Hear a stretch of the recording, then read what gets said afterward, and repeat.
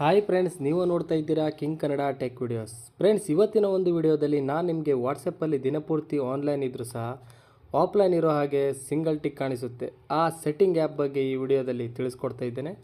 ವಿಡಿಯೋವನ್ನು ಸ್ಕಿಪ್ ಮಾಡದೆ ಕೊನೆ ತನಕ ನೋಡಿ, ಹಾಗೂ ಫಸ್ಟ್ ಟೈಮ್ ನಮ್ಮ ಯೂಟ್ಯೂಬ್ ಚಾನಲ್ ನೋಡ್ತಾ ಇದ್ದರೆ ಈಗಲೇ ಸಬ್ಸ್ಕ್ರೈಬ್ ಮಾಡ್ಕೊಳ್ಳಿ, ಹಾಗೂ ಪಕ್ಕದಲ್ಲಿರುವ ಬೆಲ್ ಐಕನ್ ಕೂಡ ಪ್ರೆಸ್ ಮಾಡಿ. ಓಕೆ ಫ್ರೆಂಡ್ಸ್, ವಿಡಿಯೋ ಸ್ಟಾರ್ಟ್ ಮಾಡೋಣ. ಮೊದಲನೇದಾಗಿ ಸೆಟ್ಟಿಂಗ್ಸ್ ಆ್ಯಪ್ ಓಪನ್ ಮಾಡ್ಕೊಳ್ಬೇಕಾಗುತ್ತೆ ಫ್ರೆಂಡ್ಸ್. ಸೊ ನಂತರ ಇಲ್ಲಿ ನೋಡ್ಬೋದು ಆ್ಯಪ್ಸ್ ಅಂತ ಒಂದು ಆಪ್ಷನ್ ಕಾಣಿಸ್ತಾ ಇದೆ. ಸೊ ಇದ್ರ ಮೇಲೆ ಕ್ಲಿಕ್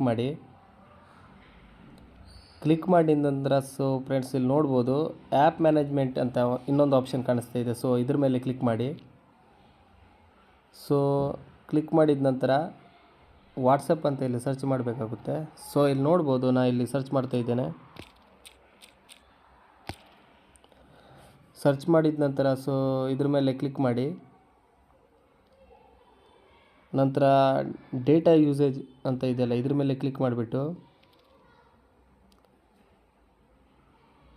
ಡಿಸೇಬಲ್ ಮೊಬೈಲ್ ಡೇಟಾ ಇದೆಯಲ್ಲ, ಇದ್ರ ಮೇಲೆ ಕ್ಲಿಕ್ ಮಾಡಿದರೆ